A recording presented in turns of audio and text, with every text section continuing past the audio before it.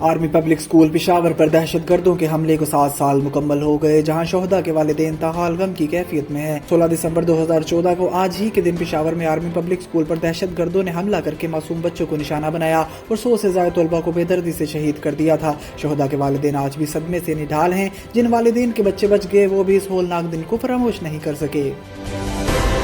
وزیر اعظم عمران خان نے اسکردو میں خطاب کرتے ہوئے کہا کہ وہ بھی وقت آئے گا کہ لوگ یہاں روزگار ڈھونڈتے ہوئے آئیں گے۔ وزیر اعظم عمران خان نے اسکردو میں جلسے سے خطاب کرتے ہوئے کہا کہ ملک سے غربت کم کرنا ہمارا مشن ہے، پسماندہ علاقوں میں ترقی لانا میرا نظریہ ہے۔ سارے گلگت بلتستان کے ہر گھرانے کے پاس 10 لاکھ کی ہیلتھ انشورنس ہوگی۔ خیبر پختونخوا میں ہماری حکومت آنے کے بعد UNDP کی رپورٹ کے مطابق زیادہ تیزی سے غربت کم ہوئی ہے۔